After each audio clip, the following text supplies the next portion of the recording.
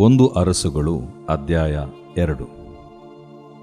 ತರುವಾಯ ಅರಸನು ಯಾಜಕನಾದ ಎಬ್ಯಾತಾರನಿಗೆ, ನೀನು ಅಣತೋತಿನಲ್ಲಿರುವ ನಿನ್ನ ಸ್ವಾಸ್ಥ್ಯಕ್ಕೆ ಹೋಗು, ನೀನು ಮರಣಕ್ಕೆ ಪಾತ್ರನು. ಆದರೆ ನೀನು ಕರ್ತನಾದ ಯೆಹೋವನ ಮಂಜೂಷವನ್ನು ಹೊತ್ತುಕೊಂಡು ನನ್ನ ತಂದೆಯಾದ ದಾವೀದನೊಡನೆ ಸಂಚರಿಸುತ್ತಾ ಅವನ ಎಲ್ಲ ಕಷ್ಟಗಳಲ್ಲಿ ಪಾಲುಗಾರನಾಗಿದ್ದರಿಂದ ಈ ಹೊತ್ತು ನಿನ್ನನ್ನು ಕೊಲ್ಲಿಸುವುದಿಲ್ಲ ಎಂದು ಹೇಳಿ ಅವನನ್ನು ಯೆಹೋವನ ಯಾಜಕೋದ್ಯೋಗದಿಂದ ತಳ್ಳಿಬಿಟ್ಟನು. ಹೀಗೆ ಯೆಹೋವನು ಶಿಲೋವಿನಲ್ಲಿದ್ದ ಏಲಿಯ ಮನೆಯನ್ನು ಕುರಿತು ಹೇಳಿದ ಮಾತು ನೆರವೇರಿತು. ಈ ವರ್ತಮಾನವು ಯೋವಾಬನಿಗೆ ಮುಟ್ಟಿದ ಕೂಡಲೇ ಅವನು ಯೆಹೋವನ ಗುಡಾರಕ್ಕೆ ಓಡಿಹೋಗಿ ಯಜ್ಞವೇದಿಯ ಕೊಂಬುಗಳನ್ನು ಹಿಡಿದನು. ಅವನು ಅಬ್ಷಾಲೋಮನ ಪಕ್ಷವನ್ನು ಹಿಡಿಯದಿದ್ದರೂ ಅದೋನಿಯನ ಪಕ್ಷವನ್ನು ಹಿಡಿದಿದ್ದನು. ಯೋವಾಬನು ಯೆಹೋವನ ಗುಡಾರಕ್ಕೆ ಓಡಿಹೋಗಿ ಯಜ್ಞವೇದಿಯ ಹತ್ತಿರ ಇದ್ದಾನೆ ಎಂಬ ಸುದ್ದಿಯು ಅರಸನಾದ ಸೊಲೊಮೋನನಿಗೆ ತಲುಪಿದಾಗ ಅವನು ಯೆಹೋಯಾದಾವನ ಮಗನಾದ ಬೆನಾಯನಿಗೆ, ಹೋಗಿ ಅವನ ಮೇಲೆ ಬೀಳು ಎಂದು ಆಜ್ಞಾಪಿಸಿದನು. ಬೆನಾಯನು ಯೆಹೋವನ ಗುಡಾರಕ್ಕೆ ಹೋಗಿ ಯೋವಾಬನಿಗೆ, ಅರಸನು ನಿನಗೆ ಹೊರಗೆ ಬರಬೇಕೆಂದು ಆಜ್ಞಾಪಿಸುತ್ತಾನೆ ಎಂದು ಹೇಳಲು ಅವನು, ಬರುವುದಿಲ್ಲ, ನಾನು ಇಲ್ಲಿಯೇ ಸಾಯುತ್ತೇನೆ ಎಂದು ಉತ್ತರ ಕೊಟ್ಟನು. ಬೆನಾಯನು ಅರಸನ ಬಳಿಗೆ ಹೋಗಿ ಯೋವಾಬನು ಅಂದದ್ದನ್ನು ತಿಳಿಸಲು ಅರಸನು ಅವನಿಗೆ, ಅವನು ಹೇಳಿದಂತೆ ಮಾಡು, ಅವನನ್ನು ಕೊಂದು ಅವನ ಶವವನ್ನು ಸಮಾಧಿ ಮಾಡು. ಯೋವಾಬನು ನಿಷ್ಕಾರಣವಾಗಿ ರಕ್ತ ಸುರಿಸಿದ್ದರಿಂದ ನನಗೂ ನನ್ನ ತಂದೆಯ ಮನೆಯವರಿಗೂ ಹತ್ತಿರುವ ದೋಷವನ್ನು ಈ ಪ್ರಕಾರ ಪರಿಹರಿಸು. ಯೆಹೋವನು ಈ ರಕ್ತಾಪರಾಧವನ್ನು ಅವನ ತಲೆಯ ಮೇಲೆಯೇ ಬರಮಾಡಲಿ.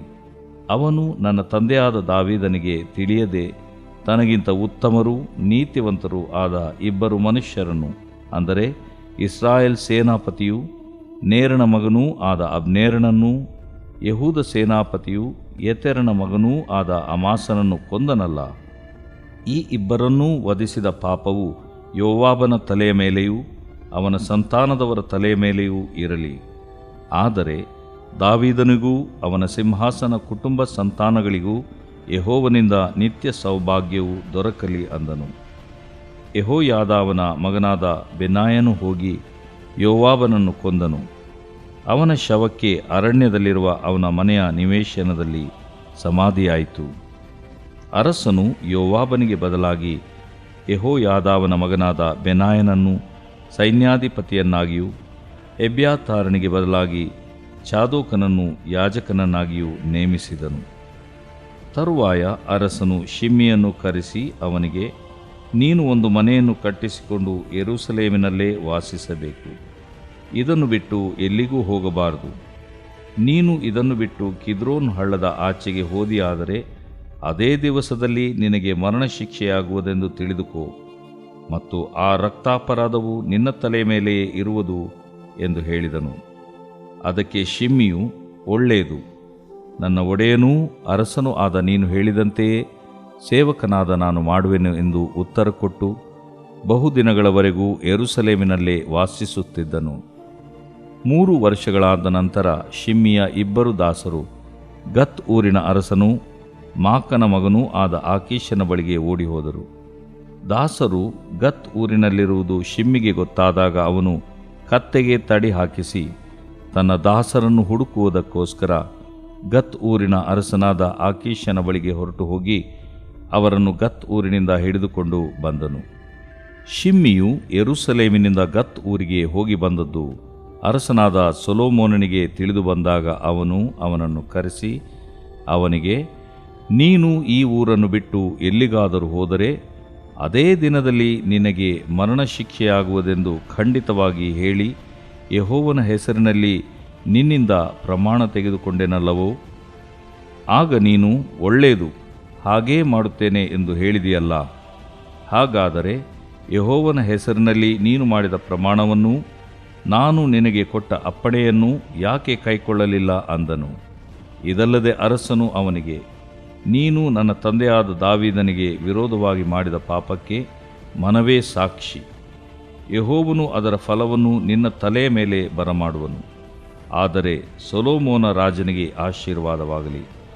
ದಾವೀದನ ಸಿಂಹಾಸನವು ಯೆಹೋವನ ಸನ್ನಿಧಿಯಲ್ಲಿ ಸದಾಕಾಲವೂ ಇರಲಿ ಎಂದು ಹೇಳಿ, ಯೆಹೋಯಾದಾವನ ಮಗನಾದ ಬೆನಾಯನಿಗೆ ಅವನನ್ನು ಸಂಹರಿಸೆಂದು ಆಜ್ಞಾಪಿಸಲು ಇವನು ಹೊರಗೆ ಹೋಗಿ ಅವನ ಮೇಲೆ ಬಿದ್ದು ಅವನನ್ನು ಕೊಂದು ಹಾಕಿದನು. ಹೀಗೆ ಸೊಲೊಮೋನನ ರಾಜ್ಯಾಧಿಕಾರವು ಸ್ಥಿರವಾಯಿತು.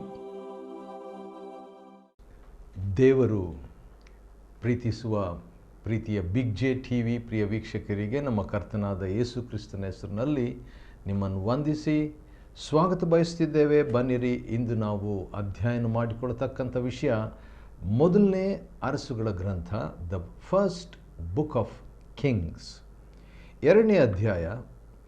ಮತ್ತು 2ನೇ ಅಧ್ಯಾಯ ದೊಡ್ಡ ಅಧ್ಯಾಯವಾಗಿರೋದರಿಂದ 2ನೇ ಅಧ್ಯಾಯ 1ರಿಂದ 25 ಮತ್ತು 25ರಿಂದ 46 ವಚನಗಳು ನಾವು ನೋಡಿಕೊಳ್ಳಲಿಕ್ಕಿದ್ದೇವೆ. 1ರಿಂದ 10 ಅಥವಾ 12 ವಚನಗಳಲ್ಲಿ ನಾವು ನೋಡುವುದಾದರೆ ಯಾವ ರೀತಿಯಾಗಿ ದಾವೀದನು ಇನ್ನು ತನ್ನ ಜೀವನದ ಭೂಲೋಕ ಯಾತ್ರೆಯ ಕೊನೇ ದಿನ, ಲಾಸ್ಟ್ ಡೇ, ಇನ್ನು ಕೆಲವು ನಿಮಿಷಗಳು ಸತ್ತು ಹೋಗ್ತಾನೆ. ಅಂಥ ಸಂದರ್ಭದಲ್ಲಿ ಒಂದು 3 ಅಥವಾ 4 ಬೇಡಿಕೆಗಳನ್ನು ಅಥವಾ ತನ್ನ ಕೊನೆಯ ಆಶೆಗಳನ್ನು ತನ್ನ ಮಗನಾದಂಥ ಸೊಲೊಮೋನ್ನಿಗೆ, ಸೊಲೊಮೋನ್ ಅಂತ ಹೇಳಿದರೆ ಸಮಾಧಾನ ಎಂಬಂಥ ಹೆಸರಿನ ಅರ್ಥ, ಶಾಲೋಮ್, ಸಮಾಧಾನ ಎಂಬ ಹೆಸರನ್ನು ಉಳ್ಳಂಥ ವ್ಯಕ್ತಿ ಈ ಸೊಲೊಮೋನನಿಗೆ ಕರೆದುಬಿಟ್ಟು ದಾವೀದನು ಈಗೇನು ಹೇಳ್ತಿದ್ದಾನೆ, ನೋಡು, ಭೂಲೋಕದವರೆಲ್ಲರೂ ಹಿಡಿಯುವಂಥ ದಾರಿಯನ್ನು ನಾನು ಹಿಡಿಬೇಕಾಗ್ತದೆ. ಆದ ಕಾರಣ ನೀನು ಏನು ಮಾಡು, ನಿನ್ನ ದೇವರಾಗಿರುವ ಕರ್ತನ ವಾಕ್ಯಗಳನ್ನು, ಅಂದರೆ ಮೋಶೆಯ ಧರ್ಮಶಾಸ್ತ್ರಗಳು, ಆ ಕಾಲದಲ್ಲಿ ಪೂರ್ಣ ಬೈಬಲ್ ಇರಲಿಲ್ಲ, 66 ಪುಸ್ತಕಗಳು ಇರಲಿಲ್ಲ. ಮೋಶೆಯ ಧರ್ಮಶಾಸ್ತ್ರ ಆ ಒಂದು 5 ಪುಸ್ತಕಗಳಿದ್ವು. ಆದ ಕಾರಣ ಆ ಪುಸ್ತಕದಲ್ಲಿ ಬರೆದಿರುವಂಥ ಮೋಶೆಯ ನಿಯಮಗಳು, ನೀತಿ ನಿರ್ಣಯಗಳು, ಅವುಗಳನ್ನು ನೀನು ಕೈಕೊಂಡು ನಡಿ. ಆ ರೀತಿಯಾಗಿ ನಡೆದರೆ ಏನಾಗ್ತದೆ, ನೀನು ಯಾವುದನ್ನು ಮಾಡಿದರೂ, ವಾವ್, ನೀನು ಎಲ್ಲಿಗೆ ಹೋದರೂ ಕೃತಾರ್ಥನಾಗುವಿ. ಯಾವುದನ್ನು ಮಾಡಿದರು, ಎಲ್ಲಿಗೆ ಹೋದರು. ಇಂಥ ದೊಡ್ಡ ಒಂದು ಪ್ರಾಮಿಸ್ ನೋಡ್ರಿ. ಇಂಥ ದೊಡ್ಡ ಒಂದು ಪ್ರಾಮಿಸನ್ನು, ವಾಗ್ದಾನವನ್ನು ತಂದೆ ಮಗನಿಗೆ ಪಿತ್ರಾರ್ಜಿತ ಸ್ವತ್ತಾಗಿ, ಆಸ್ತಿಯಾಗಿ ಬಿಟ್ಟು ಹೋಗ್ತಾ ಇದ್ದಾನೆ. ಆತ್ಮಿಕವಾದಂಥ ಆಸ್ತಿ. ಯಾಕಂತ ಹೇಳಿದ್ರೆ ಬಹುಶಃ ಇಹಲೋಕದ ಆಸ್ತಿ ಸ್ವಲ್ಪ ಕಾಲ ಇರ್ಬೋದು, ಆಮೇಲೆ ಹೋಗ್ಬಿಡ್ಬೋದು. ಆದರೆ ನಿರಂತರವೂ ಜೀವಮಾನವೆಲ್ಲ ಕೃತಾರ್ಥರಾಗಬೇಕಾದರೆ, ಪ್ರಾಸ್ಪರಸ್ ಆಗಿರಬೇಕಾದ್ರೆ, ಆಶೀರ್ವಾದವಾಗಿರಬೇಕಾದರೆ, ಯಶಸ್ವಿಯುಳ್ಳವರಾಗಿರಬೇಕಾದರೆ ಸೀಕ್ರೆಟ್ ದೇವರ ವಾಕ್ಯವನ್ನು ಪಾಲಿಸುವುದು. ದೇವರ ವಾಕ್ಯವನ್ನು ಪಾಲಿಸಬೇಕಾದ್ರೆ ದೇವರ ವಾಕ್ಯವನ್ನು ತಿಳ್ಕೊಳ್ಬೇಕ್ರಿ. ನನ್ನ ಅನುಭವ ಕರ್ನಾಟಕದಲ್ಲಿ ಸುಮಾರು 10% ಅಷ್ಟೇ ದೇವರ ವಾಕ್ಯವನ್ನು ಓದಿದಂಥವರು, ಅಂದರೆ ಪೂರ್ಣವಾಗಿ ನಾನು ಕಂಡಂಥ ವ್ಯಕ್ತಿಗಳು. ಇದು ಭಾಳ ವಿಷಾದಕರವಾದಂಥ ಒಂದು ಸಂಗತಿ. ಆದ ಕಾರಣ ದೇವರ ವಾಕ್ಯವನ್ನು ಓದುವಂಥವರೇ ಭಾಳ ಕಡಿಮೆ, 10%. ಅಂದರೆ ದೇವರ ವಾಕ್ಯವನ್ನು ಆದಿಕಾಂಡದ ಪ್ರಕಟಣೆಯವರೆಗೆ ಅಧ್ಯಯನ, ಸ್ಟಡಿ ಮಾಡೋರು ಎಷ್ಟು ಜನ ಇರ್ಬೋದಂದರೆ ಬಹಳ ಬಹಳ ಕಡಿಮೆ ಕರ್ನಾಟಕದಲ್ಲಿ. ಭಾರತದಲ್ಲಿ ನನಗೆ ಗೊತ್ತಿಲ್ಲ, ಆದರೆ ಕರ್ನಾಟಕದಲ್ಲಿ ಸುಮಾರು ಕಡೆಗಳಲ್ಲಿ ಈ 42 ವರ್ಷಗಳ ಸೇವೆಯ ಕಾಲದಲ್ಲಿ ನಾನು ವಿಷಾದಕರವಾಗಿ ಕಂಡುಕೊಂಡಂಥ ಒಂದು ವಿಷಯ. ಸರ್, ಇಲ್ಲಿ ಕೂಡ ಮೋಶೆಯ ಧರ್ಮಶಾಸ್ತ್ರವನ್ನು, ದೇವರ ವಾಕ್ಯವನ್ನು ಕೈಕೊಂಡು ನಡಿ. ನೀನು ಯಾವುದನ್ನು ಮಾಡಿದರೂ, ಎಲ್ಲಿಗೆ ಹೋದರೂ ನೀನು ಕೃತಾರ್ಥನಾಗ್ವಿ ಎಂಬಂಥ ಮಾತನ್ನು ಮಗನಿಗೆ ಹೇಳಿಬಿಟ್ಟು, ಅನಂತರ ಒಂದು ನಕಾರಾತ್ಮಕವಾದ, ನೆಗೆಟಿವ್ ಆಗಿರುವಂಥ ಒಂದು ಸಂಗತಿ ಹೇಳ್ತಾನೆ. ಯೋವಾಬನು ಕೂಡ ದಾವೀದನ ಜೊತೆಗಿದ್ದಂಥ ಅಧಿಕಾರಿಗಳಲ್ಲಿ ಒಬ್ಬನಾಗಿದ್ದ.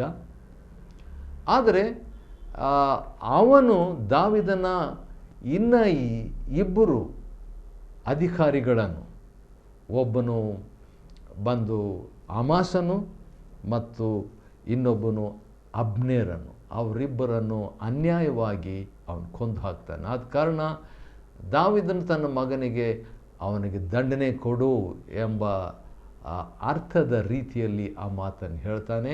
ಅದೇ ಸಂದರ್ಭದಲ್ಲಿ ಇನ್ನೊಂದು ಸಕಾರಾತ್ಮಕವಾದಂಥ ಒಂದು ಮಾತನ್ನು ಬರ್ಜಿಲ್ಲೈ ಎಂಬಂಥ, ಅಂದರೆ ಆ ಹೆಸರಿನ ಅರ್ಥ ಕಠಿಣ, ಅಯರ್ನ್ ಹಾರ್ಟ್, ಕಬ್ಬಿಣ ಹೃದಯ ಇರುವಂಥ ಅವನಿಗೆ ಕಬ್ಬಿಣದ ಹೃದಯ ಇದ್ದರೂ, ಅಂಥ ಹೆಸರಿನ ಅರ್ಥ ಇದ್ದರೂ ಕೂಡ ಕನಿಕರದ ಹೃದಯ ಅವನಿಗಿತ್ತು.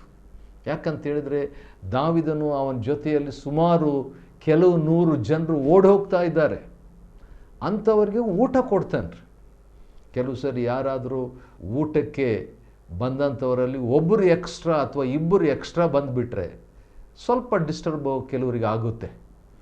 ಆದರೆ ಇಲ್ಲಿ 100 ಮಂದಿಗಳು ಬರ್ತಾ ಇದ್ದಾಗ ದಾವೀದನ ಜೊತೆಯಲ್ಲಿ ಅವ್ರಿಗೆಲ್ಲರಿಗೂ ಊಟ ಕೊಟ್ಟನು. ಆದ ಕಾರಣ ದಾವೀದನು ಅದನ್ನು ಪ್ರತ್ಯುಪಕಾರ ಮಾಡಲಿಕ್ಕೆ ಈಗ ಟೈಮ್ ಇಲ್ಲ, ಸಾಯ್ತಾ ಇದ್ದಾನೆ ಇನ್ನೊಂದು ಕೆಲವು ನಿಮಿಷಗಳಲ್ಲಿ. ಏನು ಮಾಡ್ಬೋದು? ಆ ರೆಸ್ಪಾನ್ಸಿಬಿಲಿಟಿ ಮಗನಿಗೆ ಕೊಡ್ತಾನೆ.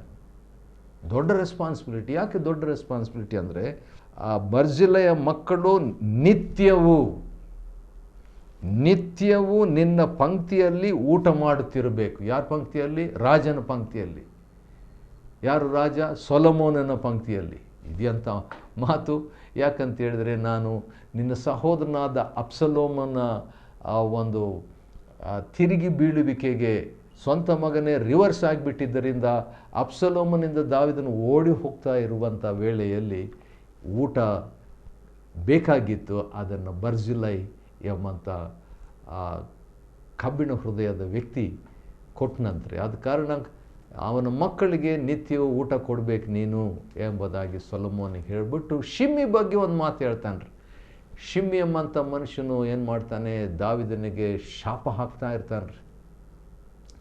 ಶಾಪ ಹಾಕಿದಾಗ ದಾವೀದನ ಅಧಿಕಾರಿಗಳು ಈ ಶಿಮ್ಮಿಗೆ ಅಟ್ಯಾಕ್ ಮಾಡಬೇಕು ಅಂತ ಹೇಳಿದಾಗ ಬೇಡ ಬಿಟ್ಬಿಡು ಅಂತ ಹೇಳ್ಬಿಟ್ಟು ದೇವರ ಹೆಸರಿನಲ್ಲಿ ಅವನು ಪ್ರಮಾಣ ಮಾಡಿಬಿಟ್ಟು ಕ್ಷಮಿಸಿಬಿಟ್ಟಿರ್ತಾನೆ ಹಿಂದಿರುಗಿ ಬರುವಾಗ ಕೂಡ.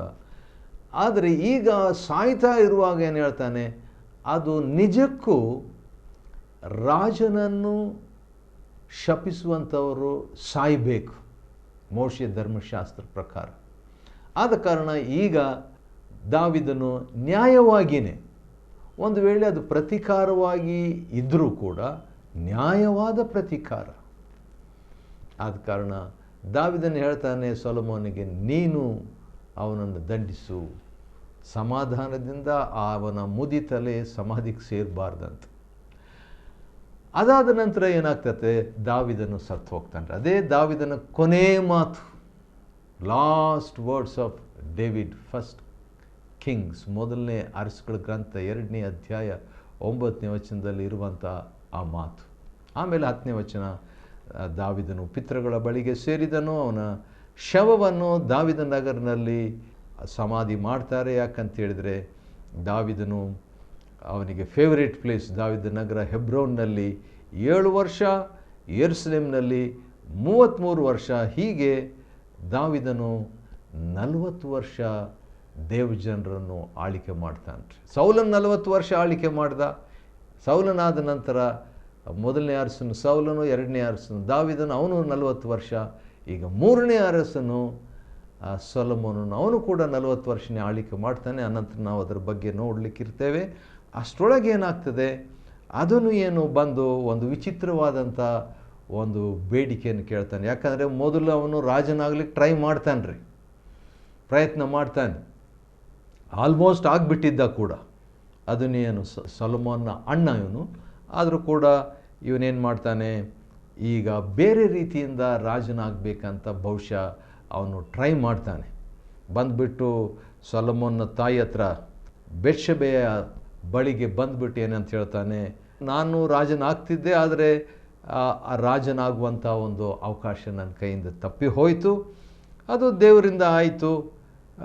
ಒಂದು ಬೇಡಿಕೆ ಇದೆ, ಅದೇನಂತ ಹೇಳಿದರೆ ಅಭಿಷಗ್ ಎಂಬಾಕೆಯನ್ನು ನನಗೆ ಹೆಂಡತಿಯಾಗಿ ಕೊಡಬೇಕು ಎಂಬುದಾಗಿ ಕೇಳಿದಾಗ ಅದೇ ಮಾತನ್ನು ಹೋಗಿ ಬತ್ಷೆಬೆಯು ಏನು ಮಾಡ್ತಾಳೆ, ಸೊಲೊಮೋನಿಗೆ ಹೇಳ್ತಾಳೆ, ನೋಡು ನಿನ್ನ ಸಹೋದರನು ನಿನ್ನ ಅಣ್ಣನಿಗೆ ಒಂದು ಬೇಡಿಕೆ ಇದೆಯಂತೆ, ಸಣ್ಣದಾದಂಥ ಒಂದು ಭಿನ್ನಹ ಅದು ಅಂತ ಹೇಳಿಬಿಟ್ಟು ಆ ಅಭಿಷೇಕನ್ನು ನನಗೆ ಮದುವೆ ಮಾಡಿಕೊಡ್ಬೇಕು ಎಂಬುದಾಗಿ ಕೇಳಿದಾಗ ಸೊಲೊಮೋನಿಗೆ ಕೋಪ ಬಂದುಬಿಡ್ತದೆ.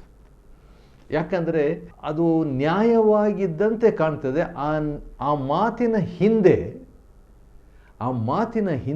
ವಿಷ, ಆ ಮಾತಿನ ಹಿಂದೆ ಕಹಿ, ಆ ಮಾತಿನ ಹಿಂದೆ ಕೆಡುಕು, ವಿಕೆಟ್ ಪ್ಲ್ಯಾನ್, ದುಷ್ಟ ಯೋಜನೆ ಇರೋದರಿಂದ ಏನು ಮಾಡ್ತಾನೆ, ಅವನು ಹೇಳ್ತಾನೆ, ದೇವರ ಮೇಲೆ ಆಣೆ ಇಟ್ಟು ಹೇಳ್ತಾನೆ, ಈ ಹೊತ್ತೇ ಆದೋನಿಯನು ಸಾಯಬೇಕು ಎಂಬುದಾಗಿ ಹೇಳ್ಬಿಡ್ತಾನೆ. ಇದು ನೋಡಲಿಕ್ಕೆ ಏನು ಅಂಥ ಭಯಂಕರವಾದಂಥ ಒಂದು ವಿಷಯ ಇದ್ದಂಗೆ ಕಾಣಲಿಲ್ಲ. ಆದರೆ ಸೊಲೊಮೋನನು ಜ್ಞಾನಿ, ಅವನಿಗೆ ಜ್ಞಾನ ಅನಂತರ ಜ್ಞಾನದ ಬಗ್ಗೆ, ಸೊಲೊಮೋನ ಜ್ಞಾನದ ಬಗ್ಗೆ ನಾವು ನೋಡೋಣ. ಆದರೂ ಕೂಡ ಅವನಿಗೆ ವಿವೇಚಿಸುವಂಥ ಒಂದು ವರ ಇತ್ತಂತ ನಾವು ಹೇಳ್ಬೋದು. ಹೀಗೆ ಅವನನ್ನು 25ನೇ ವಚನದ ಪ್ರಕಾರವಾಗಿ ಅವನಿಗೆ ದಂಡನೆ ಸಿಗ್ತದೆ.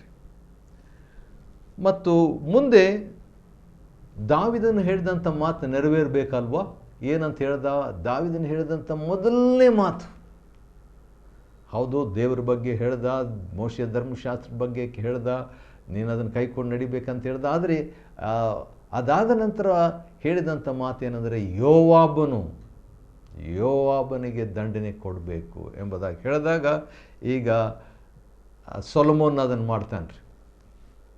ಮಾಡಲಿಕ್ಕೆ ಹೋದಾಗ ಯೋವಾಬನು ಏನು ಮಾಡಿಬಿಡ್ತಾನೆ, ಓಡೋಗ್ಬಿಡ್ತಾನೆ.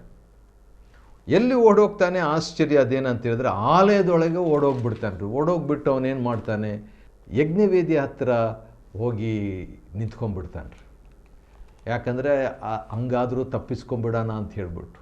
ಆದರೆ ಸೊಲೊಮೋನ್ ಬಿಡಲಿಲ್ಲ.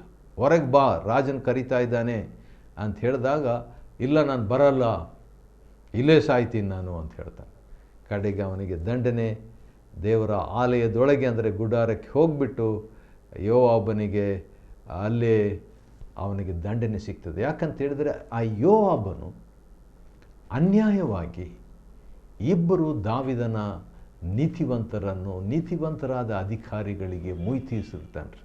ಆದ ಕಾರಣ ಈಗ ರಾಜದಂಡನೆ ಮಾಡಬೇಕಲ್ಲ, ಗೌರ್ಮೆಂಟ್ ರೂಲ್ಸ್ ಅಂತ ಹೇಳಿಬಿಟ್ಟು ಇರುವಾಗ ಇದನ್ನು ರಾಜನು ತನ್ನದೇ ಆದ ರೀತಿಯಲ್ಲಿ ಅವನಿಗೆ ಶಿಕ್ಷೆಯನ್ನು ಕೊಡುವಂಥದ್ದನ್ನು ನಾವು 31ನೇ ವಚನದಿಂದ ಇರುವಂಥ ವಾಕ್ಯ ಭಾಗದಲ್ಲಿ ನೋಡಿಕೊಳ್ಳಬಹುದು. ಅದಾದ ನಂತರ ಶಿಮ್ಮಿ ಕತೆ. ಶಿಮ್ಮಿ ನೆನಪಿರಲಿ, ಶಿಮ್ಮಿ ದಾವೀದನು ಅಬ್ಸಲೋಮ್ನಿಂದ ಓಡಿ ಹೋಗ್ತಾ ಇದ್ದಾನೆ. ಅಡವಿಯಲ್ಲಿ ಓಡಿ ಹೋಗ್ತಾ ಇದ್ದಾಗ ಶಿಮ್ಮಿ ಬಂದು ಮಣ್ಣೆಲ್ಲ ತಕ್ಕೊಂಡು, ಕಲ್ಲೆಲ್ಲ ತಕ್ಕೊಂಡು ದಾವೀದನ ಮೇಲೆ ತೂರ್ಬಿಟ್ಟು ಶಾಪ ಕೊಡ್ತಾನೆ ದಾವೀದನಿಗೆ. ಬಾಡಿ ಗಾರ್ಡ್ಸ್ ಇಬ್ಬರು ಇರ್ತಾರೆ, ಅಂಗರಕ್ಷಕರು. ಅವರು ದಾವೀದನಿಗೆ ಪರವಾಗಿ ಹೋಗಿ ಶಿಕ್ಷೆ ಕೊಡಬೇಕು, ಅರಸನನ್ನು ಇವನು ಶಪಿಸಿದ್ದಾನೆ, ಅವನಿಗೆ ಮರಣದಂಡನೆ ಆಗಬೇಕಂತ ಹೇಳಿದಾಗ ದಾವೀದನು ಹೇಳ್ತಾನೆ, ಬೇಡ, ದೇವರು ಒಂದು ವೇಳೆ ಹೇಳಿರ್ಬೋದು, ಏನಂತ, ದಾವೀದನಿಗೆ ಶಾಪ ಕೊಡು ಅಂತ ಹೇಳ್ಬಿಟ್ಟು, ದಾವೀದನನ್ನು ಬೈ ಅಂತ ಹೇಳ್ಬೋದು, ಬೈಲಿ ಬಿಡು ಎಂಬುದಾಗಿ ದಾವೀದನು ಹೇಳ್ತಾನೆ. ಎಂಥ ಒಂದು ಮನಸ್ಸಲ್ವಾ? ಕೆಲವು ಸಾರಿ ಅದನ್ನು ಓದಿದಾಗ ನನಗೂ ಭಾಳ ಉತ್ತೇಜನ ಆಗಿದೆ. ಯಾಕಂದರೆ ಕೆಲವರು ಯಾರಾದರೂ ಬೈತಾ ಇದ್ದರೆ ಅವ್ರನ್ನ ಬೈಲಿಕ್ಕೆ ಬಿಡಬೇಕು ಅಂತ ಹೇಳ್ಬಿಟ್ಟು. ಯಾಕೆ ಆ ರೀತಿಯಾಗಿ ದಾವೀದನು ಹೇಳ್ತಾನೆ ಎಂಬುದಕ್ಕೆ ಒಂದು ಕ್ಲೂ ಇದೆ ರೀ. ಕ್ಲೂ ಏನಂತ ಹೇಳಿದ್ರೆ, ಅವನು ಇವತ್ತು ಅವರು ಬೈತಾ ಇದ್ದಾರೆ, ಅವರು ಬೈತಾ ಇದ್ದಾಗ ನಾನು ಸುಮ್ಮನೆ ಇದ್ದರೆ ದೇವರು ನನ್ನ ಪರವಾಗಿ ನ್ಯಾಯ ತೀರಿಸಿ ಆ ಬೈಯೋದಕ್ಕೆ ಬದಲಾಗಿ ಆಶೀರ್ವಾದವನ್ನಾಗಿ ದೇವರು ನನಗೆ ಕೊಡ್ಬೋದಲ್ಲ ಎಂಬಂಥ ಮಾತು. ಆದರೆ ದಾವೀದನು ಹಳೆ ಒಡಂಬಡಿಕೆ ಕಾಲದಲ್ಲಿದ್ದವನಾದ ಕಾರಣ ಅವನು ಒಂದು ವೇಳೆ ಕ್ಷಮಿಸಿದರೂ ಕೂಡ ಅವನು ಮಗನ ಮುಖಾಂತರವಾಗಿ ಅವನಿಗೆ ದಂಡನೆ ಕೊಡು ಎಂಬುದಾಗಿ ಹೇಳ್ತಾನೆ ರೀ. ಆದರೆ ಸೊಲೊಮೋನನು ಭಾಳ ಬುದ್ಧಿವಂತನು. ಅವನೇನು ಹೇಳ್ತಾನೆ, ಶಿಮ್ಮಿಯನ್ನು ಕರೆಸಿಬಿಟ್ಟು, ನೀನು ಒಂದು ಮನೆಯನ್ನು ಕಟ್ಟಿಸಿಕೊಂಡು ಯೆರೂಸಲೇಮಿನಲ್ಲೇ ವಾಸ ಮಾಡಬೇಕು. ಭಾಳ ಭಾಳ ಟ್ರಿಕ್ಕಿ, ಭಾಳ ತಂತ್ರವಾಗಿ, ತಂತ್ರ ಅನ್ನೋಕ್ಕಿಂತಲೂ ಜ್ಞಾನಪೂರ್ವಕವಾಗಿ, ಭಾಳ ವೈಸಾಗಿ ದಾವೀದನ ಮಗನಾದಂಥ ಸೊಲೊಮೋನು ಇಲ್ಲಿ ಏನಂತ ಹೇಳ್ತಿದ್ದಾನೆ, ಬಾ ನಿನ್ನ ಕೊಂದುಬಿಡ್ತೀನಿ ಅಂತ ಹೇಳ್ಬಿಟ್ಟು ಆ ರೀತಿಯಾಗಿ ಶಿಮ್ಮಿಯನ್ನು ಕೊಲ್ಲಿಲ್ಲ. ಏನಂತ ಹೇಳ್ತಾನೆ, ಮನೆಯನ್ನು ಕಟ್ಟಿಸ್ಕೊಂಡು ಯೆರೂಸಲೇಮಿನಲ್ಲೇ ಇರಬೇಕು, ಯೆರೂಸಲೇಮ್ ಬಿಟ್ಟು ಎಲ್ಲಿ ಹೋಗಬಾರ್ದು. ರಾಜ ವಿಧಿ ನೋಡ್ರಿ ಹೆಂಗಿದೆ, ರಾಜಾಜ್ಞೆ ಹೆಂಗಿದೆ. ದಾವೀದನು ಸೊಲೊಮೋನಿಗೆ ಹೇಳ್ತಾನೆ, ಶಿಮ್ಮಿಗೆ ನ್ಯಾಯ ತೀರಿಸು, ಸಮಾಧಾನದಿಂದ ಮುದಿ ತಲೆ ಹೋಗಬಾರ್ದು ಸಮಾಧಿಗೆ ಅಂತ ಹೇಳ್ಬಿಟ್ಟಿರ್ತಾನೆ, ದಂಡನೆ ಕೊಡು ಅಂತ. ಆದರೆ ಸೊಲೊಮೋನ್ ತಕ್ಷಣ ದಂಡನೆ ಕೊಡಲ್ಲ, ಒಂದು ಮನೆ ಕಟ್ಕೋಪ, ಒಂದು ಮನೆ ಕಟ್ಕೊಂಡು ಯೆರೂಸಲೇಮಿನಲ್ಲಿ ಇಲ್ಲೇ ಇರು. ಒಂದು ವೇಳೆ ಮನೆ ಕಟ್ಟಿ ಈ ಯೆರೂಸಲೇಮ್ ಬಿಟ್ಟು ಬೇರೆ ಕಡೆ ಹೋಗ್ಬಿಟ್ರೆ ಮರಣದಂಡನೆ. ಆ ರೀತಿಯಾಗಿ ಅವನು ಹೇಳ್ತಾನೆ. ಒಂದು ಮನೆ ಕಟ್ಟಬೇಕಾದ್ರೆ ಎಷ್ಟು ಟೈಮ್ ಬೇಕಲ್ವಾ?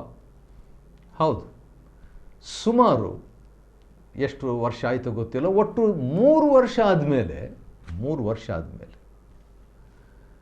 ಮನೆ ಕಟ್ಕೊಂಡಿದ್ದಾನೆ, ಮನೆಯಲ್ಲಿ ವಾಸ ಮಾಡ್ತಿದ್ದಾನೆ ಶಿಮ್ಮಿ, ದಾವೀದನ್ನು ಶಪಿಸಿದಂಥವನು ಶಿಮ್ಮಿ. ಅನಂತರ ಏನಾಯ್ತಂದರೆ, ಒಂದು ದಿನ ಏನಾಯಿತು ಅಂತ ಹೇಳುವಾಗ ಅವನು ಹೇಳ್ಬಿಟ್ಟಿರ್ತಾನೆ, ಆಯಿತು ಒಡೆಯನೇ, ನಾನು ಇಲ್ಲೇ ಇರ್ತೀನಿ, ಎಲ್ಲಿ ಹೋಗೋದಿಲ್ಲ ಅಂತ. ಒಂದು ಸಾರಿ ಏನಾಯಿತು, ಶಿಮ್ಮಿಯ ಕೆಲಸಗಾರರು ಇಬ್ಬರು ಇರ್ತಾರೆ.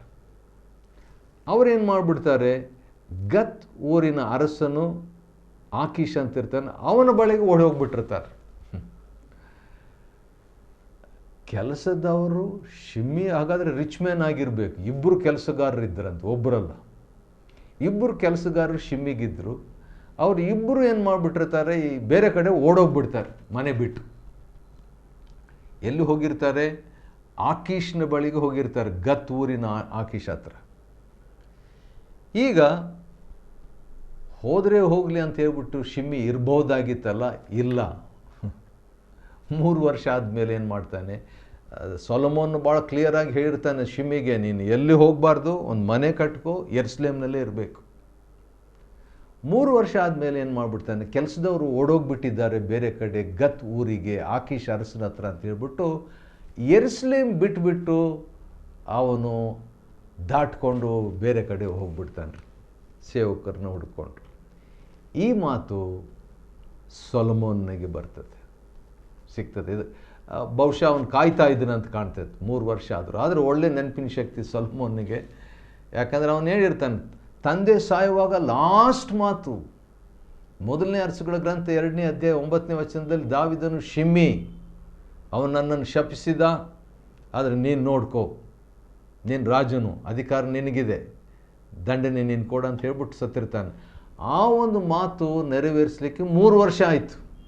ಯಾಕಂತ ಹೇಳಿದ್ರೆ, ಇದ್ದಕ್ಕಿದ್ದಂಗೆ ಸುಮ್ಮನೆ ಅವನು ಕೊಲ್ಲಬಾರ್ದು ಅಂತ ಹೇಳ್ಬಿಟ್ಟು ನ್ಯಾಯವಾಗಿ ಸೊಲೊಮೋನನು ಸಮಾಧಾನದಿಂದ, ಯಾಕಂದ್ರೆ ಸೊಲೊಮೋನ್ ಅಂದರೆ ಸಮಾಧಾನದಿಂದಲೇ, ಅದೇ ಸಂದರ್ಭದಿಂದ ದೇವರು ಕೊಟ್ಟ ಜ್ಞಾನದಿಂದಲೇ ಅವನೇನು ಮಾಡ್ತಾನೆ, ದೇವರು 3ನೇ ಅಧ್ಯಾಯದಲ್ಲಿ ಒಳ್ಳೆ ಜ್ಞಾನ ಕೊಡ್ತಾನೆ. ಅದಕ್ಕಿಂತ ದೇವ್ರು ಕೊಡೋಕ್ಕೆ ಮುಂಚಿತವಾಗಿ, ಸ್ಪೆಷಲ್ಲಾಗಿ ಜ್ಞಾನ ಕೊಡೋಕ್ಕೆ ಮುಂಚಿತವಾಗಿ ಸ್ವಲ್ಪ ಮಟ್ಟಿಗೆ ಜ್ಞಾನ ಸೊಲೊಮೋನ್ನಲ್ಲಿ ಇತ್ತು.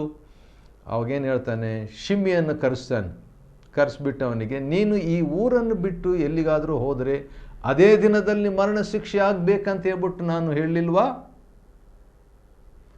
ಆ ರೀತಿಯಾಗಿ ಹೇಳಿದಾಗ, ಒಳ್ಳೆಯದು, ಹಾಗೇ ಮಾಡ್ತೇನಂತ ನೀನು ಹೇಳಿದೆಯಲ್ಲ, ಈಗ ನೀನು ಯಾಕೆ ಹೋಗಿದ್ದಿ?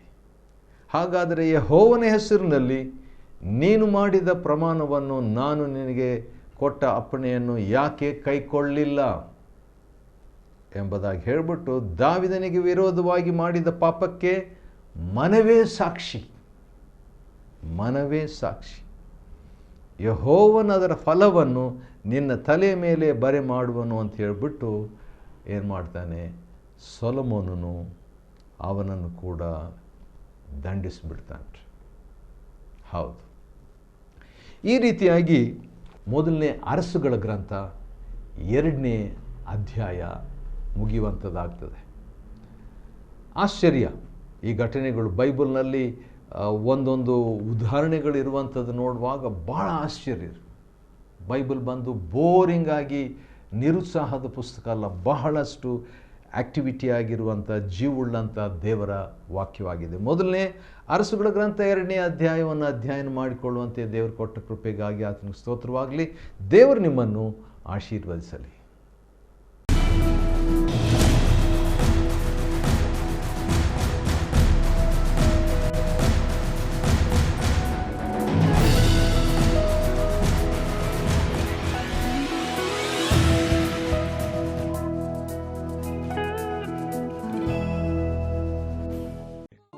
Chapter 2. And unto Abiathar the priest said the king, Get thee to Anathoth, unto thine own fields, for thou art worthy of death. But I will not at this time put thee to death, because thou bearest the ark of the Lord God before David my father, and because thou hast been afflicted in all wherein my father was afflicted.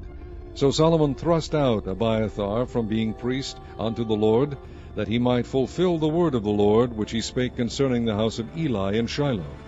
Then tidings came to Joab, for Joab had turned after Adonijah, though he turned not after Absalom. And Joab fled unto the tabernacle of the Lord, and caught hold on the horns of the altar. And it was told King Solomon that Joab was fled unto the tabernacle of the Lord, and behold, he is by the altar. Then Solomon sent Benaiah the son of Jehoiada, saying, Go, fall upon him. And Benaiah came to the tabernacle of the Lord, and said unto him, Thus saith the king, Come forth. And he said, Nay, but I will die here. And Benaiah brought the king word again, saying, Thus saith Joab, and thus he answered me. And the king said unto him, Do as he hath said, and fall upon him, and bury him, that thou mayest take away the innocent blood which Joab shed from me, and from the house of my father. And the Lord shall return his blood upon his own head, who fell upon 2 men more righteous and better than he, and slew them with the sword, my father David not knowing thereof, to wit, Abner the son of Ner, captain of the host of Israel, and Amasa the son of Jether, captain of the host of Judah. Their blood shall therefore return upon the head of Joab, and upon the head of his seed forever. But upon David, and upon his seed, and upon his house, and upon his throne, shall there be peace forever from the Lord. So Benaiah the son of Jehoiada went up, and fell upon him, and slew him. And he was buried in his own house in the wilderness. And the king put Benaiah the son of Jehoiada in his room over the host. And Zadok the priest did the king put in the room of Abiathar. And the king sent and called for Shimei, and said unto him, Build thee an house in Jerusalem, and dwell there, and go not forth thence any whither. For it shall be that on the day that thou goest out, and passest over the brook Kidron, thou shalt know for certain that thou shalt surely die. Thy blood shall be upon thine own head. And Shimei said unto the king, The saying is good, as my lord the king hath said, so will thy servant do. And Shimei dwelt in Jerusalem many days. And it came to pass at the end of 3 years that 2 of the servants of Shimei ran away unto Achish, son of Maacah, king of Gath. And they told Shimei, saying, Behold, thy servants be in Gath. And Shimei arose, and saddled his ass, and went to Gath to Achish to seek his servants. And Shimei went, and brought his servants from Gath. And it was told Solomon that Shimei had gone from Jerusalem to Gath, and was come again. And the king sent and called for Shimei, and said unto him, Did I not make thee to swear by the Lord, and protested unto thee, saying, Know for a certain, on the day thou goest out, and walkest abroad any whither, that thou shalt surely die? And thou saidst unto me, The word that I have heard is good. Why then hast thou not kept the oath of the Lord, and the commandment that I have charged thee with? The king said moreover to Shimei, Thou knowest all the wickedness which thine heart is privy to, that thou didst to David my father.